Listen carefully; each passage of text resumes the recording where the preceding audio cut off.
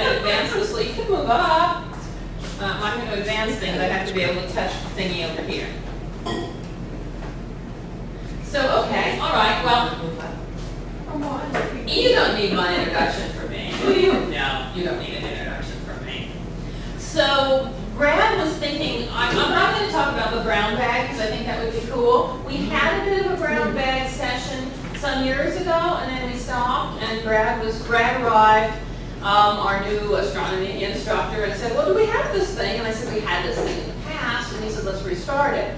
So he actually would very much like it if anybody else wants to contribute any other kind of a talk, whether it is a research talk on science, or whether it is something about science teaching, or anything else about how college operates, or whatever that we think we would like to talk about. And if we got a kind of critical mass, maybe we would have go beyond scientists and get other people. There's certainly no reason it would just have to be scientists. But we get together really for these momentous, faculty lecture of the year things once a year, and I personally think that they are so much fun, but they are this big formal event. We should do a little more informally. The extreme end of informal is we have all these discussions in the workroom, which are great too. But I think Brad was thinking many places he's been, and I'm sure many places we've been, have something in between these two extremes. So, anyway, if you are at all moved to come up with something, I was actually thinking,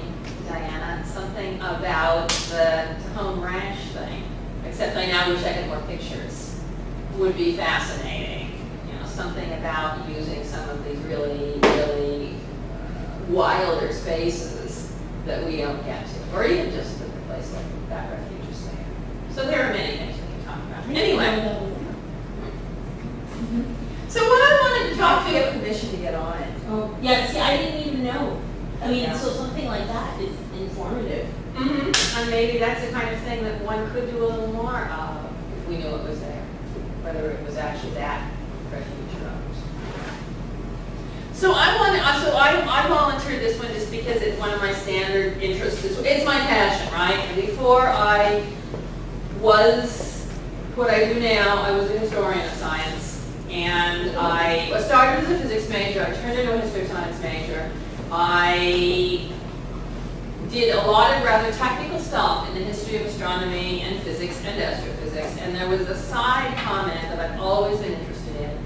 What about women in these very male professions? And history for me was an approach to answering that. It didn't feel very official. I didn't really pursue it as a research topic, except that I almost couldn't drag myself away from it. So today I just wanted to say a couple of things, tiny topics in history, just to sort of illustrate where I think we were, where I think we've come, and what you can take out of that for classroom experiences, which is really our passion, I think, is some sort of practice. What do I do?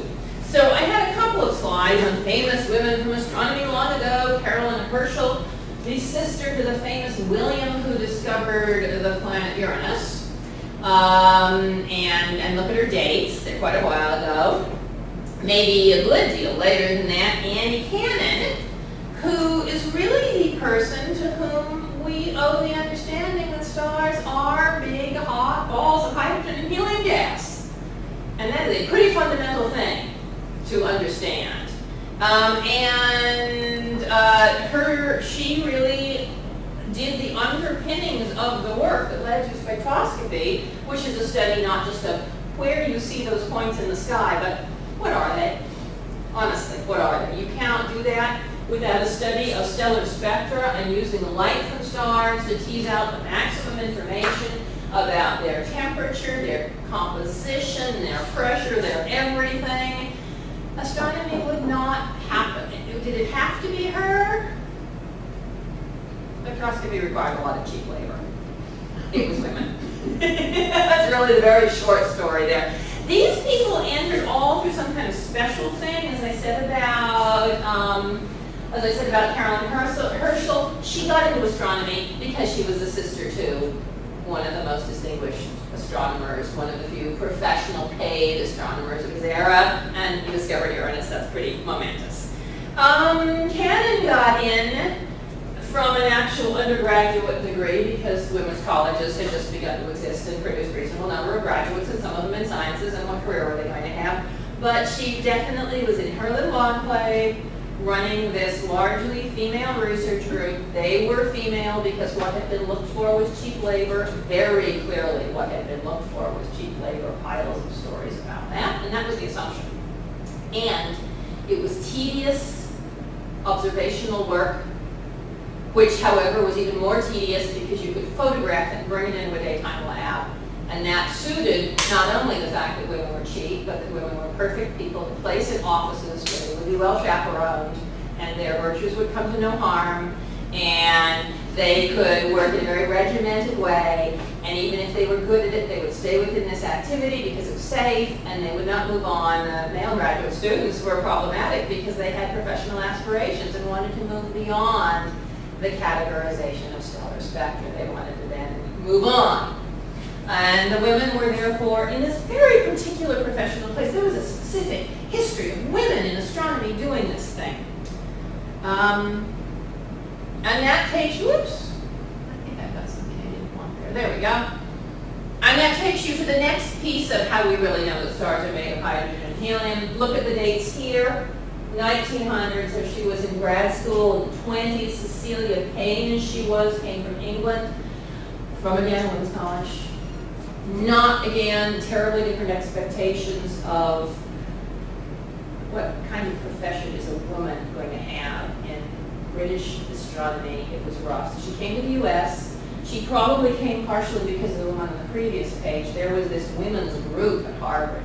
And however, Gopashkin, Cecilia Payne, was much more of a theorist, and she took this nitty-gritty spectroscopic information and actually did the quantum physics that translated that into. So they are hydrogen and helium, not on the surface, all the way through.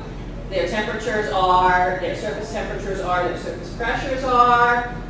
She really was the one who, and then she went on to have something that looks like a modern career in science at Harvard College Observatory, except that she didn't have a professorship until she was late middle age. And until that point, she was paid out of the supply budget. Now we know what that means. Right? How secure are you if you were paid out of the supply budget? This worked partly because she married Gopashkin, who was a proper Harvard College professor. And so she didn't, in a certain sense, need an income. She didn't need status, and she didn't need tenure because she was Mrs. Gopashkin. Gopashkin's work doesn't begin to compare in its kind. It's not bad work, but do you even know what Gopashkin did? Okay, but you know about stellar spectra, right? Okay. All right. So you move from over centuries into a place in a professional world. Now, this is astronomy examples rather than any other science, but I think in biology, especially botany, they're famous female botanists, even the colonial period. If you are a historian of the colonial period, there were women who did botany and were revered as healers. And they were doing as much contact with actual natural science as anybody else was. But of course, nobody really, except a few members of the National Academy and Ben Franklin and all who we think of as American colonial scientists, they were healers. They had as much contact with nature, but nobody had much of a professional career as a scientist. We don't think that's what Ben Franklin really was. So it didn't matter that the women got into this in these equally informal, I do it because in my family we collect herbs and we categorize them and we dry them and sell them and all. That's what everybody who was at all, it wasn't a professional world. So botany would have a similar story to astronomy, and I suspect really every other science. Heck, there wasn't a career in science in any substantive size until the middle of the 19th century. Science was not a profession until awfully recently. Okay, so now that's old history. I'm going to get into some personal history because this is where I start knowing what the story feels like. So my personal history is that my mom's generation, including my mother, entered physics in the 1950s, and physics was about 2% female. And this is not a picture of my mother. This was my mother's roommate and lab partner, Vera Kiskikowski. My mother got married, got pregnant, had a teaching job, had me, got out of science. Vera stayed in science, married and was divorced. married to a very prominent scientist and was divorced, but much more than that. Vera's father was a very prominent scientist, George Kostiakowski. Both of them were very active in presidential advising about nuclear physics and nuclear arms control, and Vera was an MIT professor. And I don't think she was the first female MIT professor, but I believe she was the first female MIT professor in the physical sciences. I think, I'm not 100% sure of that. And here I love how young she looks, because she and my mom in pictures of that era look like that. When I knew Vera, briefly, she was what you would expect of a sort of grandmotherly era person, right? But she was an MIT professor. Joanna, she looks like Amy. She reminds me of her. A little, except that Annie would never have done the winsome, nifty, over the shoulder look like that. So with that as a background, I entered physics in the 70s thinking I wanted to be a physicist because my mom had not been, except she wanted to be. And so I thought that would be interesting, and I got there. Turns out I wanted to be a historian of physics instead, so I was sitting there watching. I'm taking a lot of physics and a lot of astronomy, watching all this play out. Physics had doubled in its female representation. 100%. Oh my goodness, the gender imbalance and what that does to you in a classroom situation. So this is reality as I perceived it. Now, I don't know what you perceived when you all entered science at the different eras you did, but this is a lot of it. Can I study with boys or will they hit on me? Best answer, find a boyfriend and then only he will hit on you. That means all the rest are available to study with unless they want to hit on who's clearly Andy's girl. Should I look for a mentor with a professional wife? No. The word was, that's not a good idea because you often don't know what marital resentments may linger there. But if your mentor has a professional daughter and he's all for her, he might be all for you. What do I say when the committee asks me if I want to have kids? There's no good answer to that. Do you want to be a horrible woman who would never have children and probably you need to shave? Or are you suddenly going to get pregnant, quit, and that's the end of everything? There's no good answer to that. There is no good answer. And I don't... No. And they used to be able to ask this. No, it's not legal. It's not legal now. Okay. But during her time, would they have asked? Oh, yeah. And if they didn't ask it directly, they could find a way to ask it obliquely. And everybody, all of my friends talked about how we will answer that. Should I submit my papers and my initials, not my name? That one here. Can I take criticism like a man? Can I externalize it and say, well, you didn't like my paper, well, fuck you. I will write a better one next time. I will fix 3 things and you will see that I am better than you. Or, oh my God, I failed. There's a great deal of study, there was at this point I don't know if we still think this, but the studies of women, students in the 70s strongly suggested that male and female students in physics responded very differently. It was a theory of small case. It doesn't take much to discourage some students, and it doesn't take much, that same discouragement could just needle somebody else, and you start very slowly diverging, and then you diverge rapidly. That was a very, and I don't know if we still think that, because I'm not sure men and women are quite the way they were in the 70s. What do I wear? Do I have to let the One of my very best friends, it was very clear to me when we would discuss this that she would have preferred to be invisible, because there was no good answer to that one either. But this one preoccupied me. Okay, so what's the real hope here, right? Certainly the hope, and there was and lots of people had it, is that clearly it would be good to bring an increased pool of talent and that women, female students, and not that everyone was awful, people were often very good about this, would increase the pool of talent, and really what we needed were HR, human resources solutions for a more equitable professional world. You can't ask, are you going to have kids? And there should be some effort to control things that were inappropriate in a hiring process. And you should, if it's a proper profession, have some form of family leave. And these things started to come in. And I really think that the oversight, and we love to hate HR for the things it imposes upon us in the hiring process. And we run around saying things we shouldn't and all of that all the time. But frankly, we love to hate them, but they're why a lot of us are here. I think, I'm fairly sure there are lots of parts of the hiring process I would not have survived had not hiring processes been a little more controlled. And I'll point out one of them. One of them is even simply the ability to advertise the position, not as a gendered position. My mother applied for a job which required a Catholic male PhD in physics. And the only reason she got the job was because it was a time when physics PhDs were really in demand, and they couldn't find a Catholic male PhD. So they interviewed the non-Catholic female master's degree. They ascertained that she was not on birth control because it would be immoral for her to be postponing a child in the service of her career, and they let her work there. It was a Catholic women's college, which was why some of the other constraints, and they fell in love with her, and she didn't get pregnant for 2 years, and then she got pregnant, and they knew she was going to get pregnant. They'd been praying for her all along. Not to reveal too much family, as that's me, right? And they really wanted her to stay because it had turned out okay. And here was this woman who was now a good model for their girls because she, in fact, was having a kid, making clear that you didn't have to not have a kid in order to be a scientist.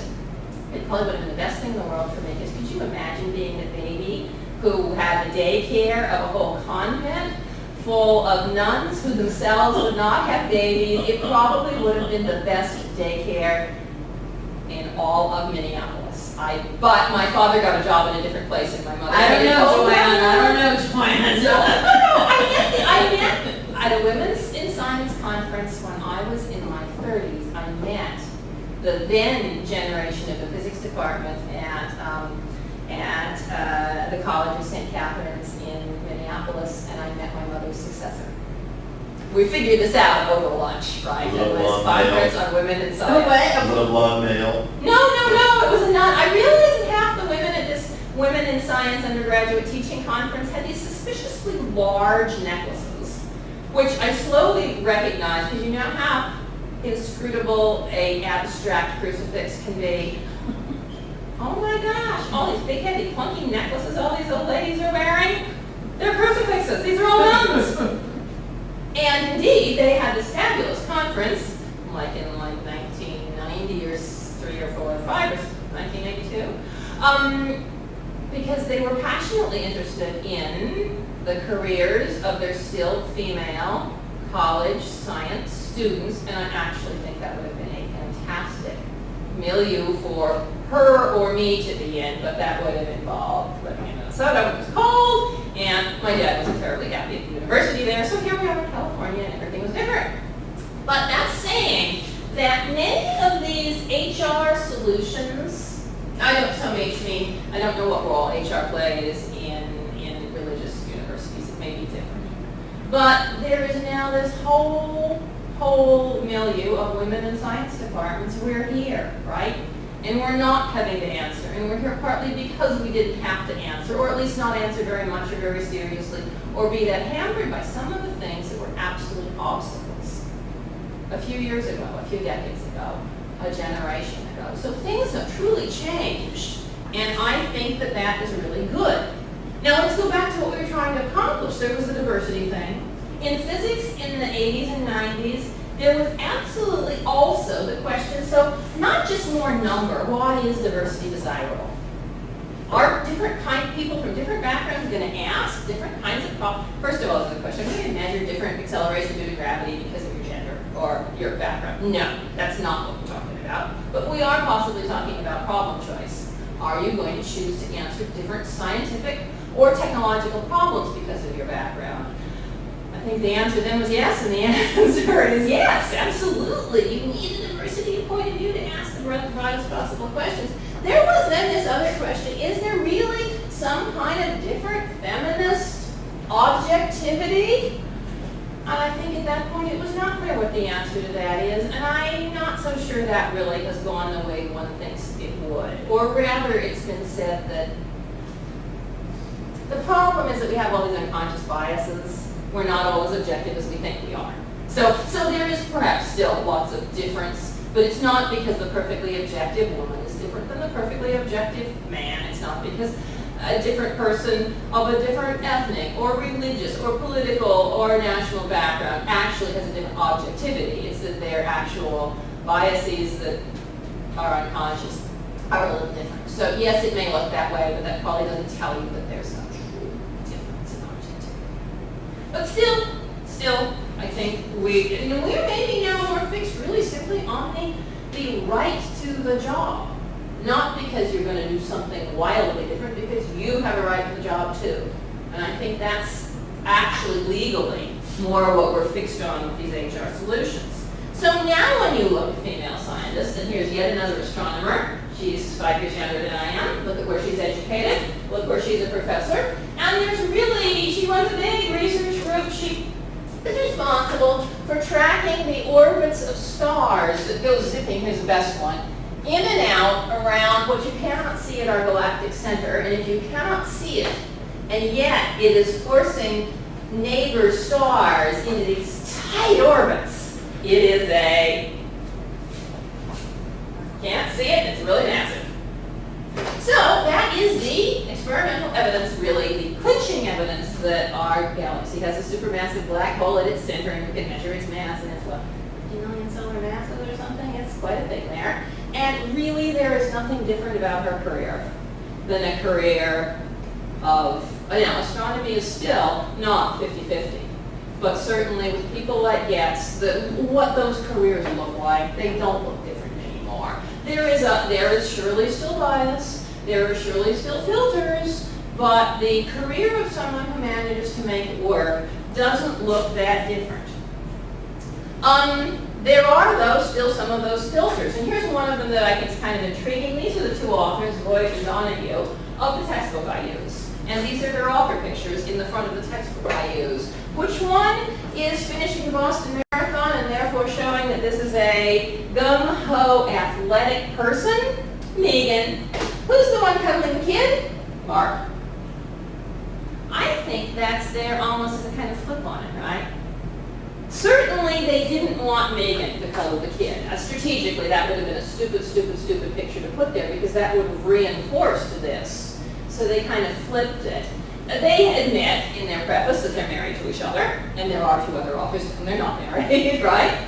So they're trying, I think, to say something about work-life balance. And so here's one thing that has not changed, despite the fact that they say so much has changed.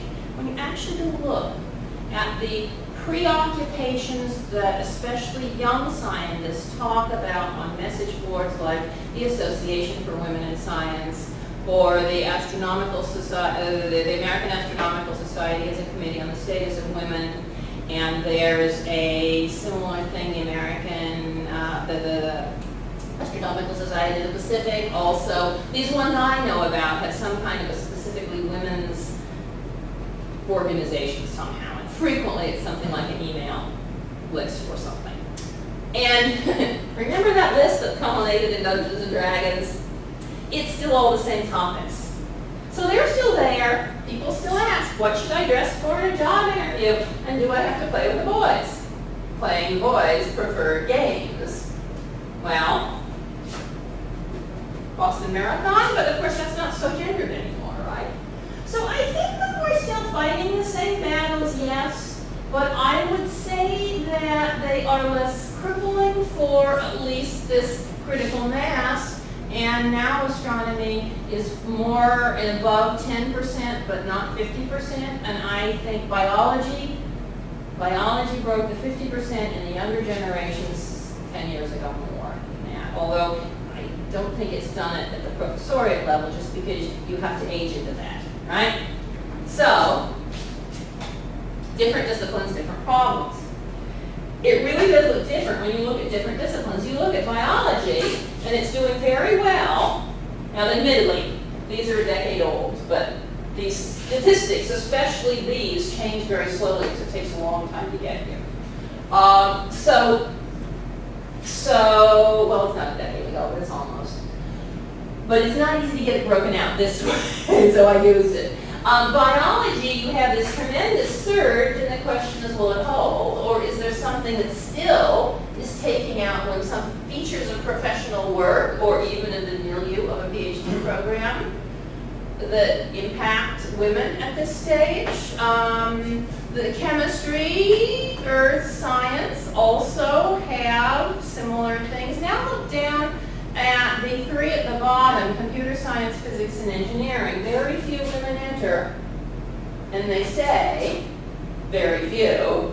Does that mean anyone's crazy, pig-headed enough to be here is still pig-headed enough to be there? I don't quite know what the answer to that. That would be my experience of most of the women I knew, undergraduates in physics, are still doing something recognizably sciencey. Now, I'm teaching it. How many of this? Half a dozen women. There were more boys called David in freshman physics class than there were girls in my freshman physics class. And then there were all the boys who were not girls and not boys called David, the other 40 people in the room, besides the girls and the Davids. So we had to have been pretty unwilling to be anomalous to show up here at all. So that probably describes these disciplines, and that may be some of why they're still there, just a huge filter, a huge social filter on being willing to be here in the first place, because there's probably still a good deal of information in society saying you shouldn't be there. So just a couple of other things about astronomy. There's been this series of conferences from the 90s developing charters and things that you pass around in health department chairs and signs saying, really, women should be here. I happened to be involved in writing this one in the 90s in Baltimore, which was the first one that produced a great screed. It's a poster. We had all these ideas, and they were on the poster, and you could put them on the wall and with signatures at the bottom. Apparently, there's still one on the door of one of the astronomy professors at Smith College in Northampton, Massachusetts. You all know why I know what's on the door of an astronomy professor's office at Smith College in Northampton, Massachusetts. So my husband was chatting with that. He was there too. I don't remember him there because we were people. There again, they're very HR recommendations. They're not recommendations about the fundamentals of the science. They're HR-like recommendations. Here's another one in 2009. I think that meant it. Caltech? That might be Caltech. More recommendations still. Oh, and that's one of 4 professional astronomers were women. That's where I got that number. But less likely to advance, and still all of these recommendations concerning all of these things. So where we are, we're in classrooms. And our effect on this, I think, is to start out the young ones who will either decide that they want to do this or go off and major in business. Or they will decide to do this and want passionately to do this and then like this world and stay, or not like this world and do something else. And that's their privilege to do something else. But we would like, I think, to build people who, if they want to stay, they can stay. That's our goal as teachers. If they want to, if they like this and they want to do it, then what should we be thinking about? So back in the day, when I was first doing this was thought to be the problem in physics. Well, of course women don't stay. All of your examples are about firearms and football, and they've been that way for a very long time. So this is the best bet. Instead of firearms and football, find some other examples. And I internalized this long ago. I don't talk much about firearms and football. I do occasionally, but not much. Mostly I talk about food and driving. How hot is the oven compared to the boiling water? Everybody knows what you turn it to heat the pizza. People even know how hot the water is boiling, but you can stick your hand in the oven and you can't stick your hand in the boiling water. Thermal density, right? So it's kitchen-y, it's driving-y, Newton's first law, the coffee in the cup holder. Everybody knows that one too. Generalist. But that's a kind of limited example. Angela and I, you know Angela, and many other people here at Chaffey have been thinking, and not just here at Chaffey, frankly, there is this great big, lots of studies like the astronomy education research, there are big groups in it, but there are meta-studies by the National Academy of Sciences suggesting that forms of active learning are the most powerful classroom way of getting past, of culturing people with a sense of confidence in science so that they like it, they're confident in themselves, they make it. They're a little, if you manage it right, you can get past some of the assumptions about what we look like and what we wear and what games we play and who our friends are by sort of working on their classroom interactions in an intrusive sort of a way, and that's, I guess, what I would call active learning. You're getting them to do things, and you're setting up the situation in the classroom so they do it in certain ways, and some of them, like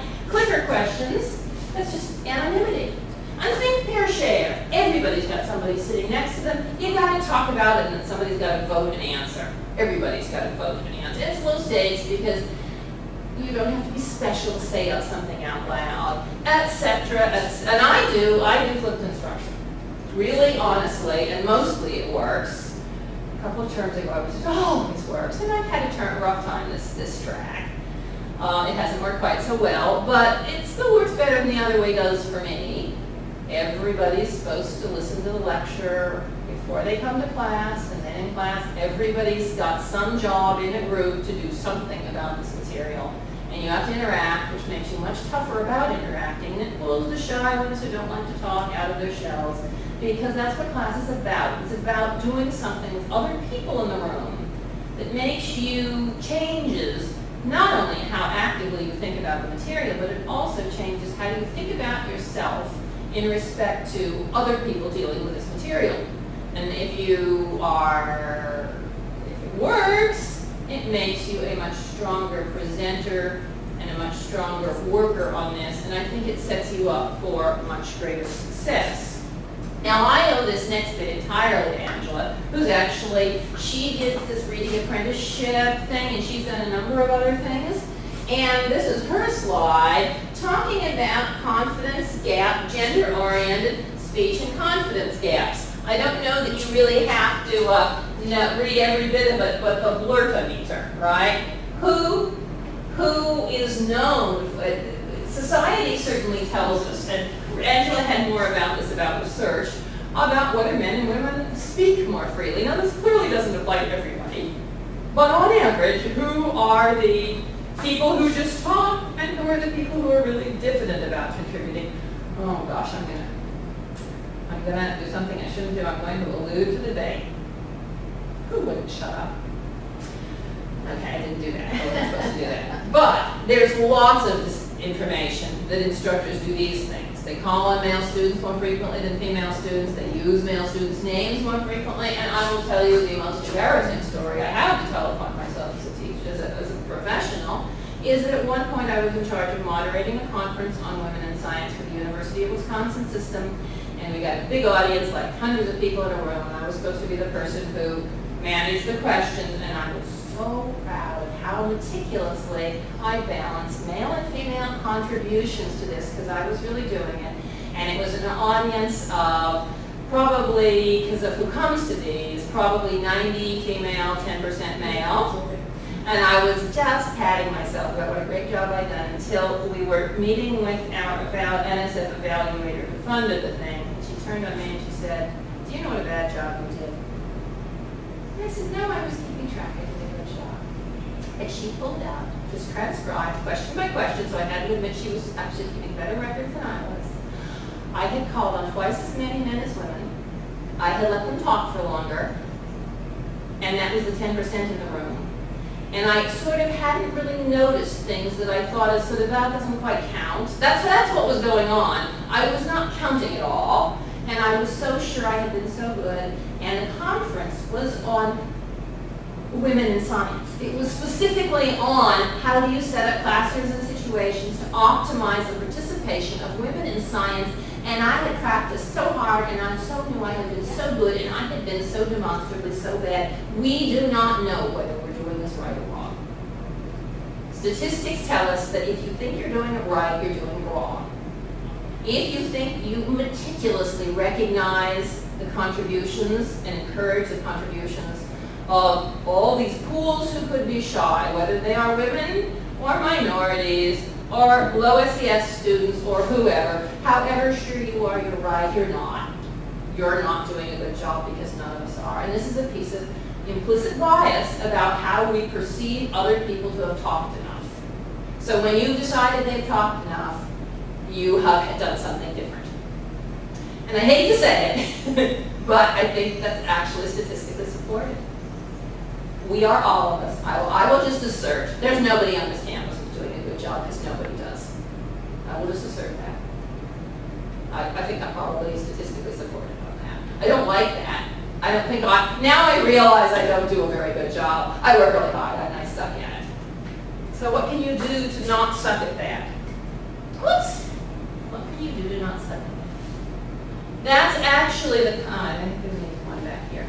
Solutions, okay. That's this and that's the paper there. I've moved over and it's so hard to do, to try to pull students' names out of a hat. Angela is much better than I am at this. She is really, at least the times I've been in her classroom, so self-disciplined about pulling names from a hat and getting a random sample. Now, that doesn't mean you do a lot of letting the people contribute when they want to. And it can, I gather that she's had trouble with students being uncomfortable with this. But on the other hand, if your goal is to get speech from a representative group of people, it's not going to be comfortable at first. Although what Angela says is it gets better as they get used to it. Now, if that is our goal, we're going to have to change things. We're not going to have to just accept the first responder. She's also got a whole lot of interesting stuff to say about exam format and speed and whether you're just testing how quickly people are willing to, the written equivalent of blurting. Get the answer down and go on. Angela's got much more to say about this. I want to go on and say, so that's a lot of classroom stuff. What can we do also for their meta lives, their lives after us? And I would say, if I were talking to students, what I would do is come up with resource pages. It turns out, actually, that some of the women in engineering want what's it called, a campus interest group for the Society of Women Engineers. We have at various times had little flickerings of interest in some kind of a women in science group here. There are huge national organizations. In astronomy, yes, I know about that, but the Women Association, AWIS, is also very good. More things. Yeah, I put this one on because I just couldn't resist. Feminism and science, good apart, better together.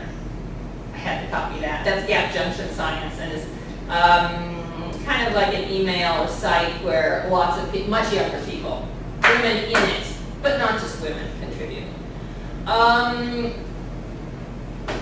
There's advice about how to manage your whole life on these things. There's advice about what to wear interviews on these things. But more than anything, I think there is the sense of critical mass and support. Yeah, and there's some of these, like that one. If you absorb nothing else, unless if you choose to have a partner, choose this person very carefully, right? That one. How did you know it was that one, Joanne? Because it's that one. It is so obviously that one, right?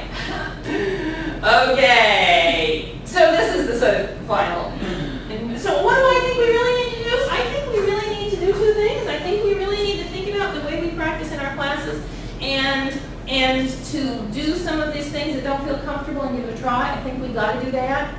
I think the pulling the names out of the hat is excruciating to me. Yeah. And as long as one of my progress track is I did it for the first 3 weeks and it was great, but I somehow lost heart and declined from there. As soon as I wasn't doing that, they weren't.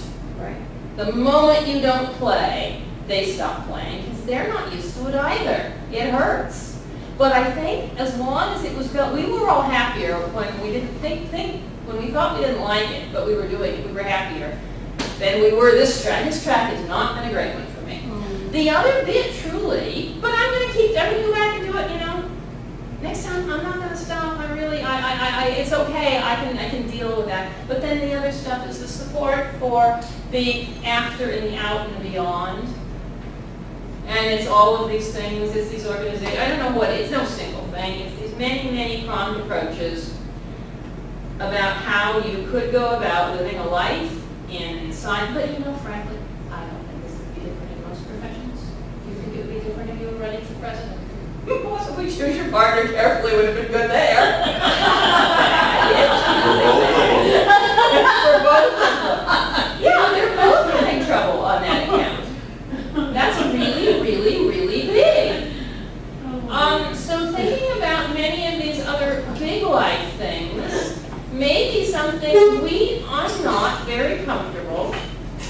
giving students life advice on that level, and yet I wonder maybe I should be.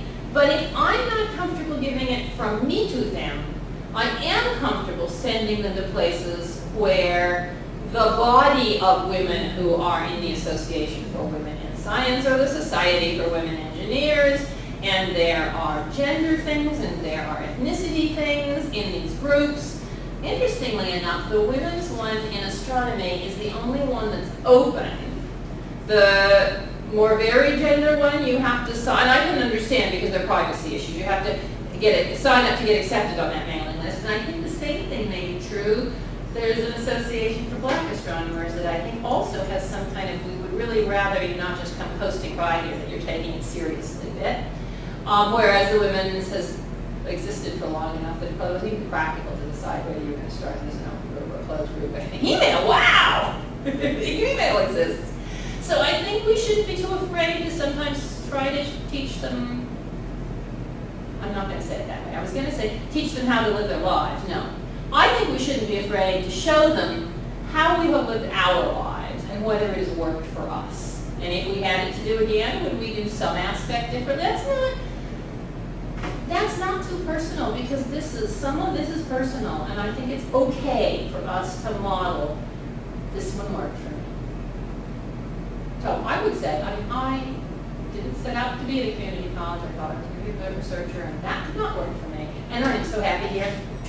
And I would like them to know that this worked for me. I would like them to know I would like them to know many things about. I would like them to know that I succeeded in getting a great deal of what I wanted. I succeeded in having a family that I love, and I succeeded in having a job that I love, and I've succeeded in not making either one drive the other one crazy, and that's good enough for me, right? And you've done it differently. But you should be willing to tell them how you made it work, because how else are they, our group of students who come, many of them from families that have not made the professional work yet in their family, and they don't know what that takes. The last thing you want to say is you've got to be one of those nuns. Okay, forswear everything. Poverty, chastity, and obedience, and then you can do science like the St. Catherine's professors from long ago, or even now, I suppose. No.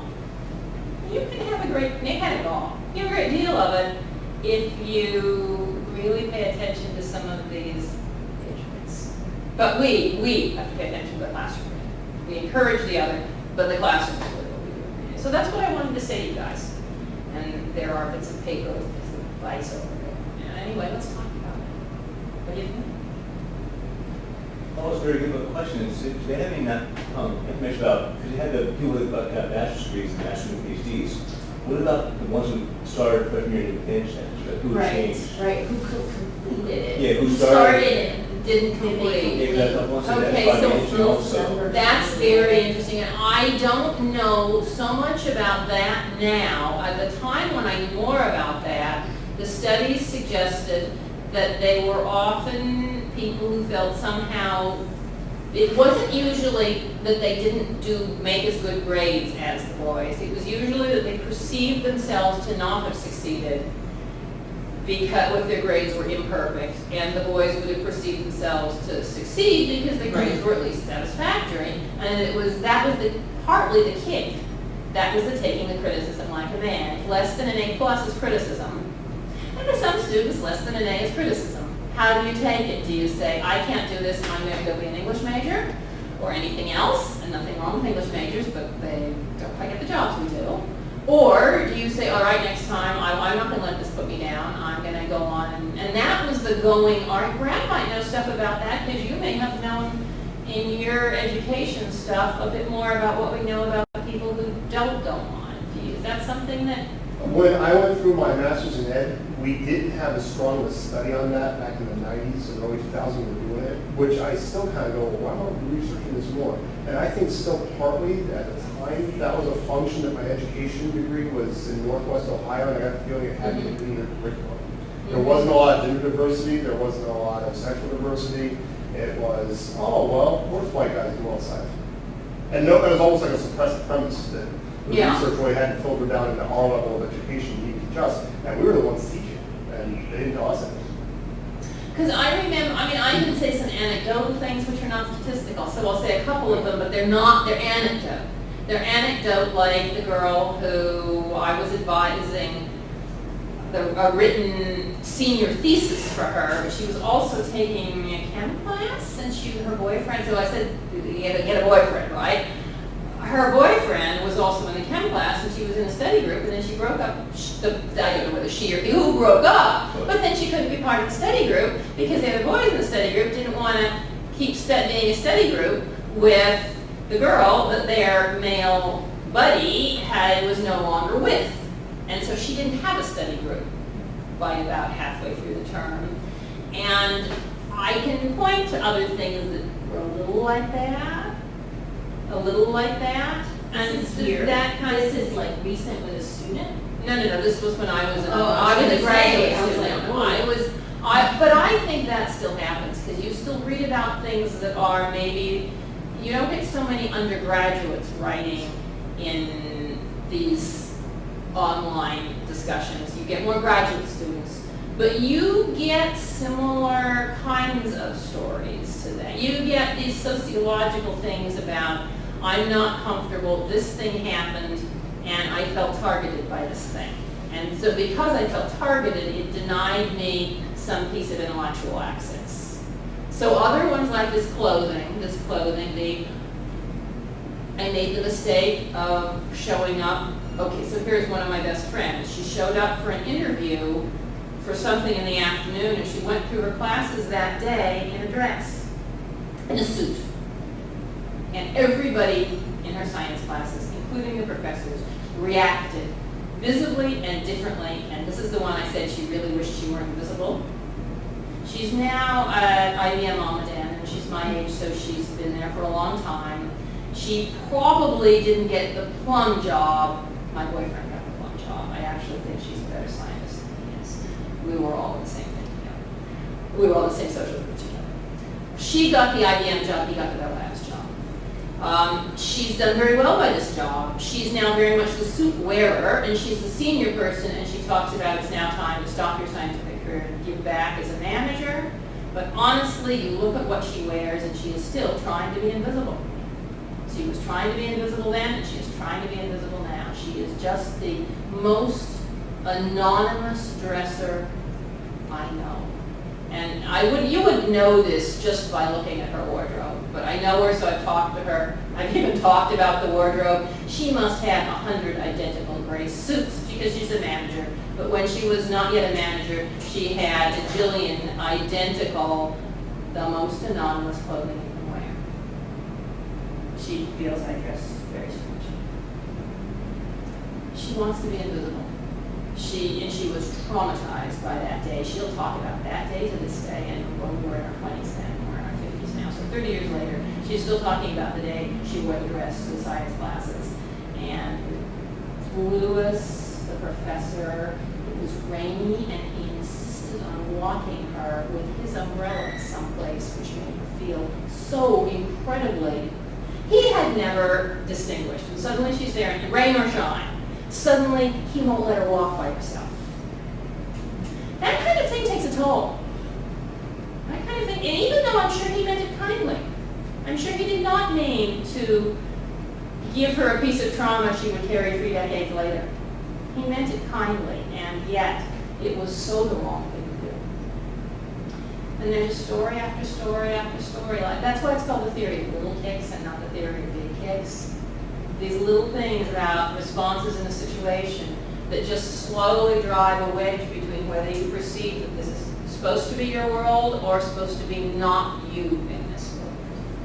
I think that's many details of this story of little kicks seem to be incredible, except to actually know the women who tell the stories, and I hear them now, I hear how they tell the stories, and I still hear stories sort of like that on these electronic sources. And we're humans, we can't just not do these things. We've slowly got to take down the impact of the critical masses matter a lot. Had Lewis seen 50 undergraduates suddenly show up from blue jeans and a t-shirt one day, the whole makeup and heels and everything, he probably would have felt less compelled to walk them to their next destination under his umbrella and thus draw attention to them if it hadn't seemed to him like, God, this never happens. I never have a beautiful young 22-year-old woman who is dressed, of course she's beautiful, all 22-year-olds are beautiful, it goes without saying, and she's suddenly dressed as a professional, and she suddenly just does not look like anybody else who's ever sat in my room before as a science student. I guess. What else could you been thinking? I've heard worse. I mean, I remember when I was at UC Riverside, one of his professors, this one girl in his class in the very front, and she dressed kind of provocatively, but she dressed to the other boys. And the professor in the beginning of the class said, "You're not going to welcome this." It was a 300% lecture in hall too. And she came in on crying, like, oh my God, like that, you know. But so that stuff still happens. Worse than that. My friend Andrea Prestwich in 1982, on a slightly smaller room, has word for word that story. It happened in Britain, not in the US, so it must be ubiquitous. Yeah. Not that she dressed incredibly provocatively, but it was some sort of little summer sun thing with spaghetti straps, which were maybe a little more provocative in 1980s than they would be now. So she showed up in something that wasn't real warm, and suddenly, "Core, the TA's looking at her." And he says something. I don't remember the words for what he said, but I remember Andrea crying when she told the story.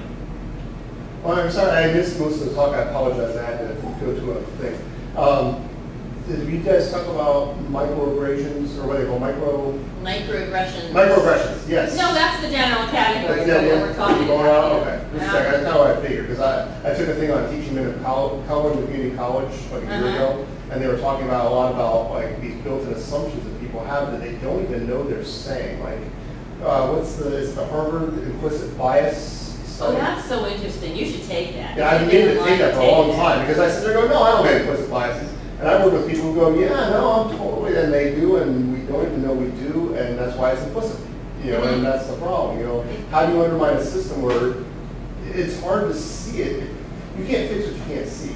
Yes. You know, and if nobody knows there's a problem, how would you even address the problem?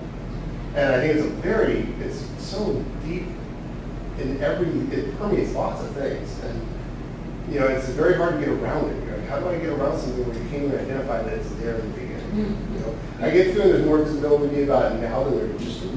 But I mean, the whole phrase microaggression is a relatively new phrase. yeah, I think the one about who talks and how long they talk is, for some reason, and I don't know why, microaggression is applied to color rather more than it is applied to gender. But with gender, they talk about talk time and response time and blurt meters and things like that. But they really are comparable problems right there. I don't see why there's a problem here because I'm so used to the way it is. But it's possible to measure there is a problem. And maybe we should allow ourselves to have these things measured so we even know what to look for in ourselves. That Harvard implicit bias study is fascinating. You go online and have anybody taken it? I'm reading the book right now. Oh, okay. You take it.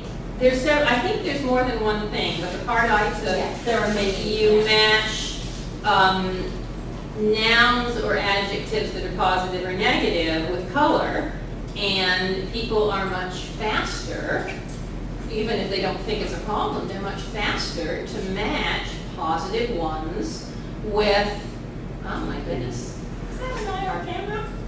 Well, yeah, you just say. The temperature. oh, Does it have a fever? some cookies. People are much, Water. and have a cookie. Yourself. People are much faster to match positive and negative qualities when they're the way they expect them to go, and when they're forced into a situation where they're supposed to match the negative quality with men and the positive quality with women, or the negative quality with color and the positive quality with white, they slow down. Their response time slows because they have to think about it rather than just snap aside. The test that I just And did. yeah, we're all there apparently. So I was too, but so apparently is everyone. Both sexes and every ethnicity. Wait, you're saying you had the same types of implicit biases that And we all apparently have. Really? Oh, Really, that's the implicit thing. Yeah. The thing about implicit bias is that if you're black or female, you are also very likely to have at least some degree of implicit bias about race or about sex. that you can't believe you have, because after all, Yeah. but you grew up in a society. I mean, here's the one that I like to quote. I don't know the current statistics on this, but until very recently, the popular doll is a blonde, blue-eyed Barbie Yeah. among black girls as well as white girls. And it's still somewhat more popular. And if you look in the beauty magazines, who's surprised by that?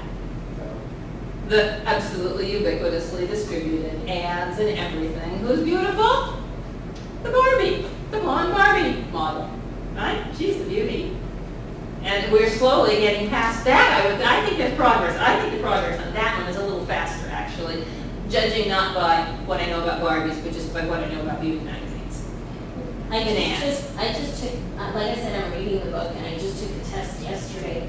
But basically, the categories were insects and bad words, like, fearful or, negative words, and flowers and good words, like happy, And so but what was really difficult, so most people don't like insects, they rather like, they attribute flowers with good things. Mhm. So the first test, you have to cross off, let's see, insects and good words, and flowers and bad words. And it's hard, because you go kind of slow, versus if you did insects and bad words and flowers and Good words, it's much easier. yeah, so it's like they were talking about our brain and how our brain, lumps things together. Uh-huh. And so that's with the bias, the implicit bias. So what I think they're doing, what I'm gonna guess is the next chapter is gonna ask you to do that. Yeah. With categories that have a little more human at stake Right. than flowers and insects. Right. I bet, don't you Yeah. bet? I mean, I Yeah. think that's what they're trying to show. Yeah.